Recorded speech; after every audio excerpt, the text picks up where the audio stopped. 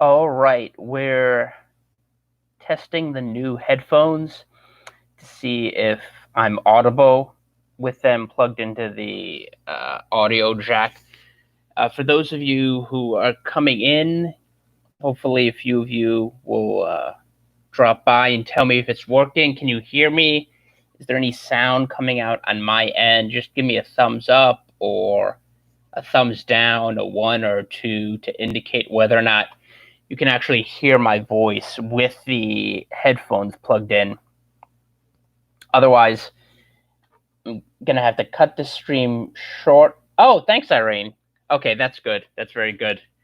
Yeah, for a long time I wasn't able to communicate on either live streams or StreamYard when I joined other people's streams or Zoom, because for some reason the previous pair of headphones, they weren't working. When I was using them and trying to communicate, the people on the other end couldn't hear my sound, the sound coming from my speaker for some reason. But these headphones apparently are working properly, so that's something to be grateful for.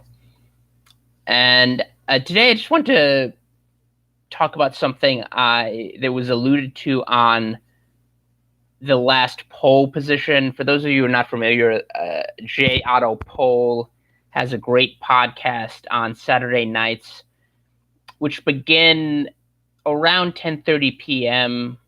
usually, and he talks about a wide variety of subjects, usually having to do with foreign policy,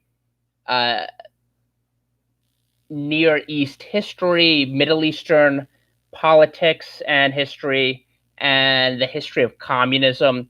He's written some great research essays and articles about the history, particularly of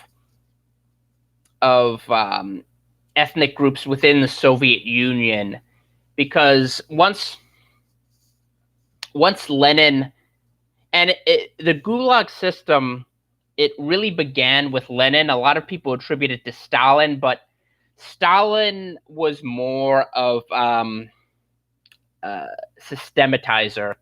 He took the pre-existing system and expanded upon it and made it even more brutal. So you had the de-kulakization campaigns where he persecuted small landowners, and the collectivization campaigns, which led to widespread famine and things like the Holodomor in the Ukraine. But it wasn't just Ukrainians. He persecuted essentially anyone living within Stalin's system experienced persecution or deprivation in some way. The Kalmaks, Kazakhs, Uzbeks, the people in the Caucasus were removed.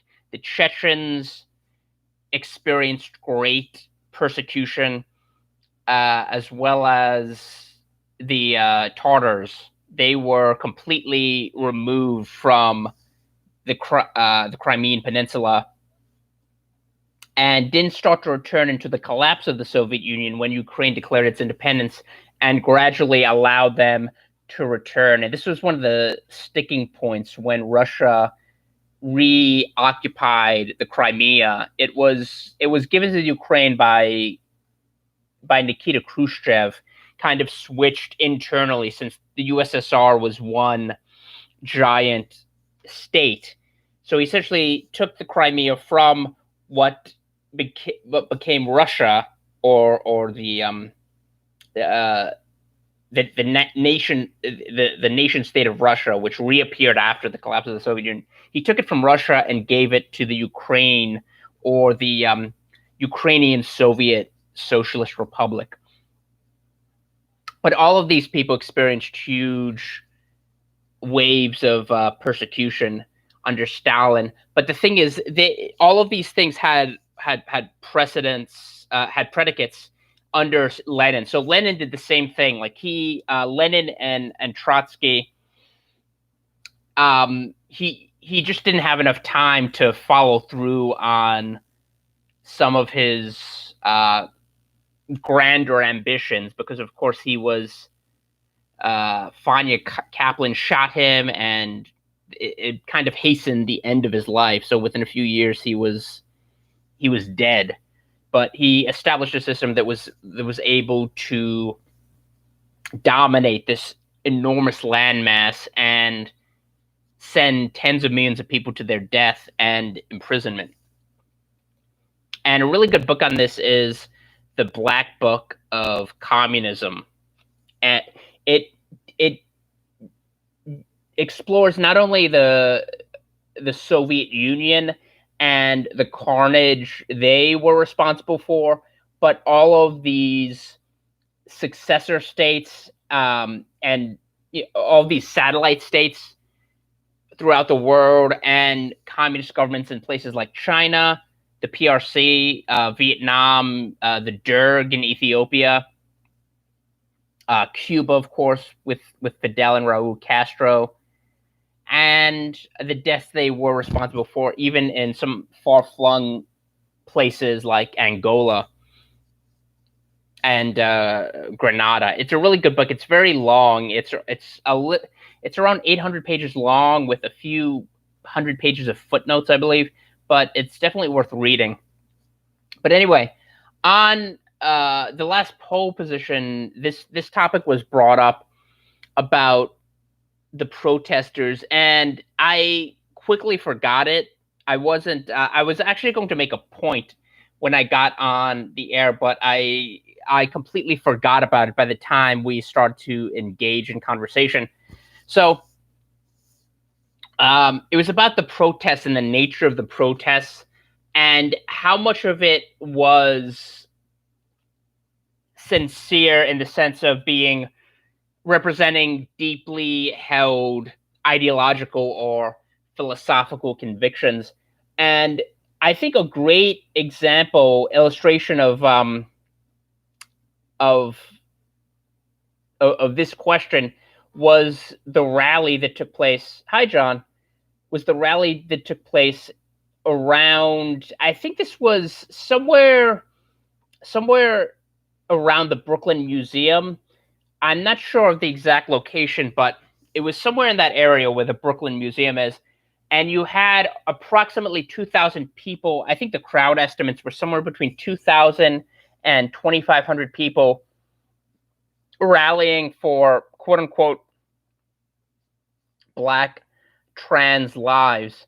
And they showed pictures of people waving the transgender identity flag, which is this, ironically, it's a very binary flag with yellow and blue stripes that are supposed to represent people who have an ambiguous sexual identity, or people who believe they were born in the wrong body. The academic term, which is used by advocates, transgender advocates, is non-cis. So in other words, they don't, even though they're biologically male and they're genetically male, they have a Y chromosome and they have male testes and outward secondary sex characteristics that would indicate to everyone that they're a male. They believe they were really born a female. So this is what people who are transgender activists believe, and they punish people who question the validity of this designation.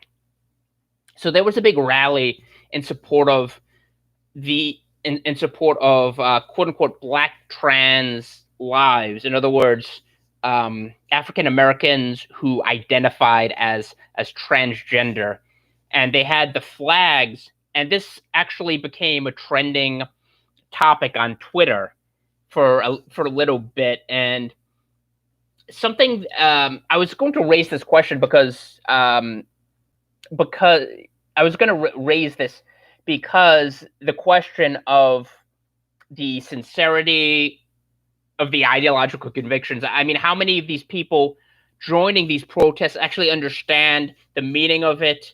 Something like Black Lives Matter. That was what really broached the topic. The idea of Black Lives Matter, not just as a generic identification with Black people, or an identification with or support for police reforms or opposition to police brutality, but as the specific agenda of Black Lives Matter, because the people who started Black Lives Matter are radical transgender activists and queer activists. They fully support the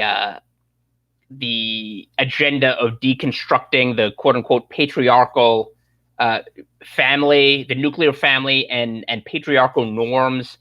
And they support a whole slew of radical economic propositions, such as getting rid of capitalism. And this was the question that was percolating in my mind: how many people who go out and support Black Lives Matter or support the current protests actually identify with that agenda, rather than a more generic opposition to police brutality or support for civil rights activism.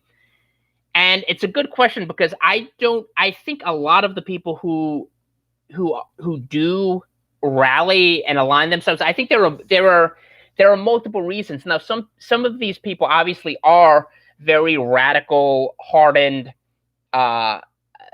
neo-Marxist or Marxist political activists. So they definitely support that agenda, and they want to transform the economic structures of the United States, and they want to attack the nuclear family. They want to delegitimize. They want to delegitimize the norms, biblical norms, and Christianity. But a lot of them have ulterior motives, and some of them come to these protests for completely different reasons. Like I said, they might identify with the generic idea of reforming the police, or limiting certain tactics employed by the police, but they don't fully align with this idea of radical social change. There was even a poll done recently which showed a majority of African Americans opposed defunding, quote unquote, the police. In other words, completely removing them from inner city neighborhoods, which makes sense when you think about how much violence people who live in those neighborhoods, in those cities, are exposed to. I mean, Chicago, I think, I forget the exact figure, but I think it was something like 60 people were shot and 16 people were killed over the past week and a half to 2 weeks.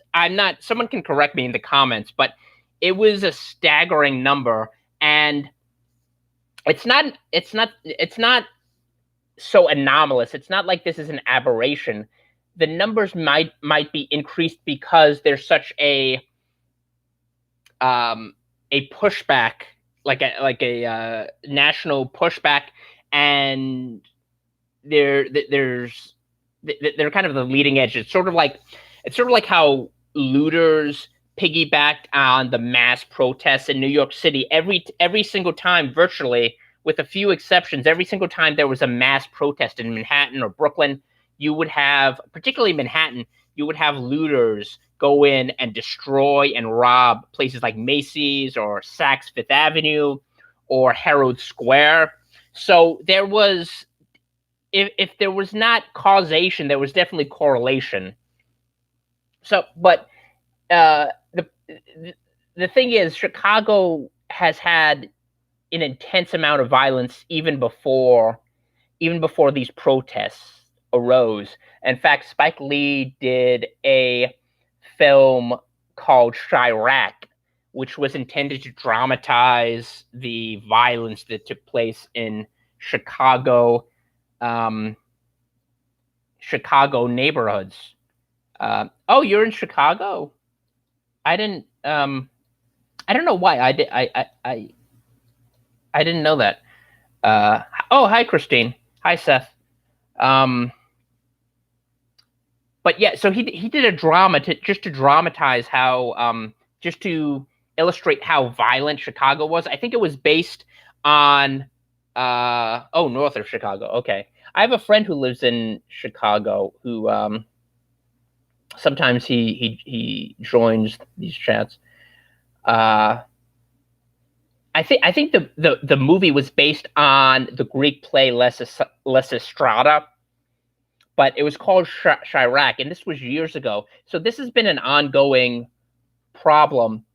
So I mean, it makes sense that African Americans wouldn't want complete removal of police, especially in Chicago, where you're not allowed to defend yourself. I actually met the petitioner, an elderly black gentleman who was the petitioner in McDonald, the case that where they litigated the anti-gun laws in Chicago. They have these very draconian laws, and this law in particular forbade people from owning handguns. It was sort of a companion case to Heller, DC versus Heller, where the Supreme Court, for the first time, recognized an individual right to own a handgun for personal defense. And McDonald it was the same issue. They successfully argued that people had a right to own guns. And even to this day, Chicago has fought that decision, the political establishment, despite the fact that there was a story that reported this. They're spending hundreds of thousands of dollars to provide armed security to the Chicago City Council. It's to Chicago aldermen. So the elected officials, including the mayor, Lori Lightfoot, have armed security, but people whose businesses are being ransacked, who are being threatened every day with drive-by shootings or being collateral damage in gang warfare, they're not allowed to protect themselves or protect their property. It's really it's hypocritical. It's really obscene when you think about this. So naturally the people who not all of the people who go to these protests, and certainly not the people who support specific reforms, endorse BLM or endorse the radical agenda that underlies these protests. And I think the trans rights, quote unquote, protest in Brooklyn is a great example of that, because they showed people with the flag. So obviously there were people there who identified with this protest. But my impression, and I could be mistaken, but just based on observing human behavior, I would presume that a lot of the people there were there to support, to oppose police brutality, or because they thought it was or even because they thought it was an ordinary BLM march. And a lot of people don't associate BLM with their more unorthodox ideas, so to speak. So my impression is, like, out of that 2,000, how many of them actually support transgender, encoding transgender rights? Now, it's possible a lot of them did, because there are thousands, and increasingly, this city is taking on that cast of a very radical, not just Democrat, but radical leftist, pro social engineering mindset. So it's possible a lot of them did identify with this, even though in terms of support nationally, it's a very marginal issue. This idea that the majority of the country agrees that people who identify as the opposite sex should be they should have special rights conferred upon them. that's that's a very marginal idea among the general public, but among certain pockets, certain ideological pockets, it's very popular.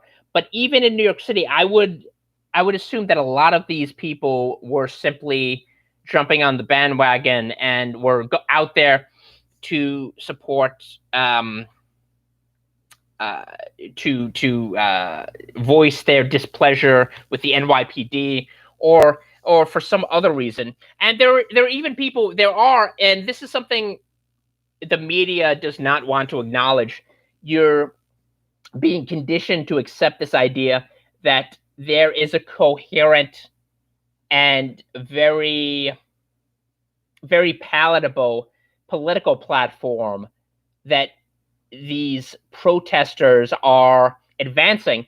And to be honest, I I couldn't disagree more. A lot of these people, to be quite honest, they're there because they realize this is an opportunity to exploit. They realize it's an opportunity to deconstruct the system, to engage in things that normally they would not be able to do. It's kind of reminiscent of Saturnalia,